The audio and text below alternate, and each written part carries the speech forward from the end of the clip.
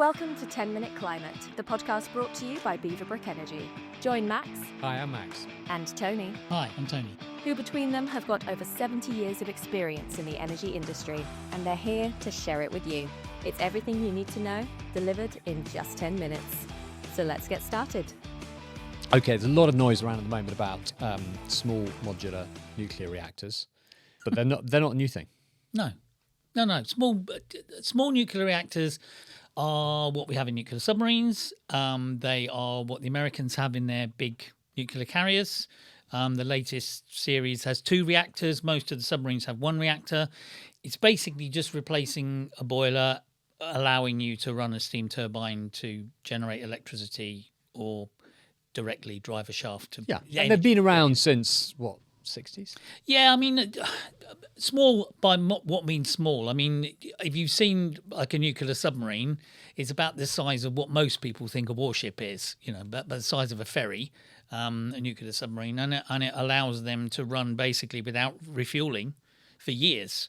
But they work. The point is that they've been around for a long time. They work. There was a commercial ship in America that ran. I think it was the SS Savannah. Yes, and the Germans had one as well called the Otto Hahn. Did they? But most ports in the world wouldn't let them in. Yeah, and it was which never is crazy. There was never any more. They also the Americans one. took a small modular reactor or small reactor. Don't know if it was modular to Antarctica. Mm-hmm. Not very successful. Had a lot of problems, and turned out actually maintaining a nuclear reactor in Antarctica is just it's just quite difficult. Well, it's things because people are so nervous of them, unreasonably so. There tends to be surrounded by a lot of operational hoodoo that needs to be carried out, which is quite difficult to do in a remote area. They're nuclear reactors. Because they're nuclear reactors. You've got to be a little bit careful. But they're not nuclear bombs, they're nuclear reactors. Yes, but the point is, so there's a lot of talk about them today, but they're not necessarily new. They've been around in the Navy and a few other applications for decades. Why do we want them now? I think because they are basically removed from the volatile world energy market. They run 24/7. It doesn't matter whether the sun's shining or the wind is blowing. No, but I get that, but that's true of nuclear. Why do we want the small ones? The small ones, because the problem with the big nuclear reactor is that it is big and it's like a massive project to go. Whereas small modular reactors, literally in a modular sense, you could virtually just bring them in on a container and drop them somewhere and then just connect to the generating equipment to them. Yeah, there's a great company, one of my favourite SMR companies is called Last Energy, which does exactly that. They're containerized and they drop them in. Each reactor works for 7 years. They add another one after 7 years. They wait for one to cool down. It's a fantastic concept, and they're ready to build in the UK. They're complaining at the moment they haven't got the regulation. Yeah. And I think they will go ahead. Well, that's quite different. Those are 20 megawatt units, so they're really very small. The Rolls-Royce one is 600 megawatts, which isn't really small. No, that's the size. I mean, it's size one of the normal old size power station, about half the size of Sizewell. Yeah. The big new nuclear is 2 gigawatts. It's about a third the size, right? Yeah. But what I like about the concept is, I'm not entirely convinced that they're going to be that small. And you're driven in any energy technology to make it bigger. So they're not necessarily that small. Modularity maybe, but I like them because they completely smash the existing supply chains. You said the problem with nuclear in the West is it takes something between 20 and 30 years to build, and they're unbelievably expensive. The Koreans do it very quickly. The Koreans in Abu Dhabi do it incredibly quickly. The Chinese can do it quickly. For some reason, we can't. And I think that's because our supply chain is ossified. You've got just this unbelievable amount of regulations, a very, very, very slow-moving supply chains. Everybody's making a ton of money. The chance with SMRs is to go at it again, come at it with a fresh sheet of paper. I don't think you can change the nuclear industry. To me, I'd go to every major grid-scale solar farm and battery farm in the UK, and I'd drop an SMR there. You've already got grid connection. Just do it. Yeah, we've talked about people being annoyed about solar panels. They might be a bit annoyed about solar panels plus nuclear. Why?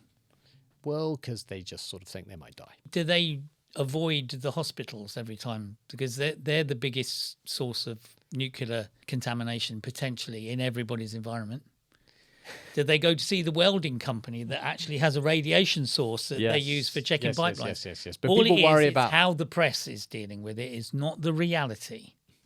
people worry about explosions. They always will. It's always been the problem with nuclear. So I don't think that's going to happen. I spoke to someone the other day who said, yeah, we'll put nuclear reactors in the corner of every factory. No, they won't. There'll be some, and they'll be good. But it's only the guy with the red flag in front of the car stuff, right? If everyone else is doing it, we will do it eventually, or we will disappear into a little side channel of history. I mean, I know you're concerned about us going back to being a small foggy island off the north of France, but that's a reality if we don't keep pace with the rest of the world. Okay, so SMRs, small modular nuclear reactors, sounds pretty complicated. They're going to be small, I guess, ish. They're going to be nuclear. They're going to be reactors. What are they actually doing? They're replacing the coal or the oil or the gas or the wood or whatever else you want to burn in your boiler. Fundamentally, a conventional power station rotates a big alternator which generates the electricity. Slow it all down. Right. What? So, power station. We're replacing a normal power station. Yes. That's burning oil or wood or Yes. coal, right? Yes. With nuclear. With a reactor. And the reactor's doing what? Making heat. Making heat. That's what do you it. do with the heat? That's the heat. You heat water up. Heat water. Turns into steam. Turns into steam. With the steam, you drive a turbine round and round. Okay. And that drives a shaft. The shaft drives an alternator, and an alternator is a big clump of wires that basically generates electricity. Or known as a generator. Yeah, but the term is an alternator because a generator could be all sorts of other different things. Okay, but fine. you make an alternator, The and fi- that but the- electricity comes out the end. So the only fundamental difference between a nuclear power station and a conventional power station is the fuel you use to heat up the steam. Okay. And this new generation Yes. is, let's work it through. So it's nuclear. We know that. Yes. It's small. Yes. How small? I think Put the it in smallest ones are about 20 megawatts. So 20 megawatts is about the size of your local factory in terms of energy consumption, a big office block perhaps. A big office block. Big, like the Ministry of Defence or something like that. It's like, Okay. it's not in terms of the energy demand, when you're talking about gigawatts, which is 1,000 times a megawatt, right? It's not a great deal of energy. It's the demand of a small town, Okay. So very small town. a very small or a town. village. Right, fine. So they're small. Yep. They're nuclear.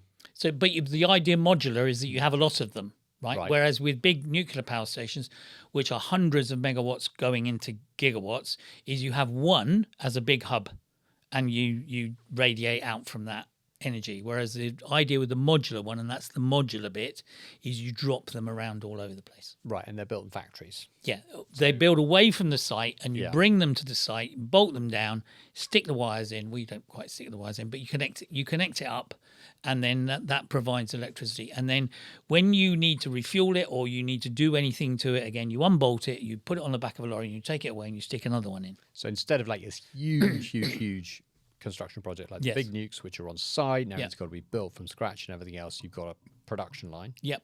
producing them, take them to site, put them down, and you can put them kind of everywhere.